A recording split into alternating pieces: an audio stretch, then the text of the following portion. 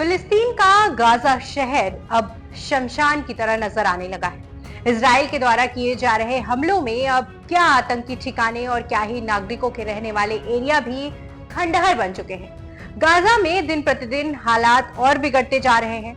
भूखमरी से मौतें होनी भी शुरू हो गई हैं। संयुक्त राष्ट्र ने तो बच्चों की मौतों को लेकर चिंता जताई है। जो बच्चे हवाई हमलों और बमबारी से बच गए हैं, वे अब भूखमरी का सामना कर रहे हैं। 50 से अधिक बच्चे पहले ही भूखमरी से मर चुके हैं और कई अन्य मौत की कगार पर हैं।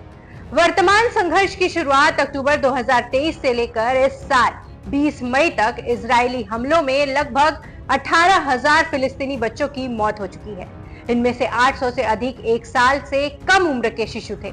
पिछले 19 महीनों में कम से कम 274 बच्चे जन्म लेने के बाद मारे गए।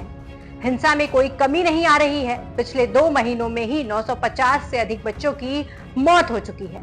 हमलों के बाद अब भूखमरी गाजा की सबसे बड़ी समस्या बनकर उभरी है। संयुक्त राष्ट्र ने तो पिछले दिनों ही चेतावनी दी थी कि अगर गाजा में तत्काल हस्तक्षेप नहीं किया गया तो 48 घंटों में 14,000 बच्चों की मौत हो सकती है।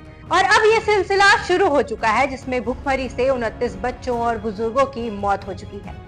युद्धग्रस्त गाजा में इजराइल की ओर से ऐसी नाकेबंदी की गई है कि सहायता राशि भी नहीं पहुंच पा रही है। करीब 3 महीने की नाकेबंदी के बाद अब इजराइल ने दबाव में आकर कुछ राहत सामग्री गाजा भेजने की इजाजत तो दे दी, लेकिन संयुक्त राष्ट्र अभी तक इन सामान को जरूरतमंद लोगों तक नहीं पहुंचा पा रहा है।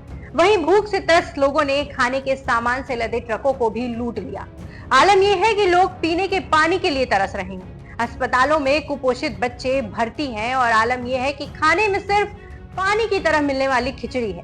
शायद आने वाले दिनों में वो भी नसीब ना हो। इजराइल यह युद्ध भले ही गाजा पट्टी से आतंक को खत्म करने के लिए कर रहा हो, लेकिन इसका खामियाजा यहाँ की जनता भी भुगत रही है।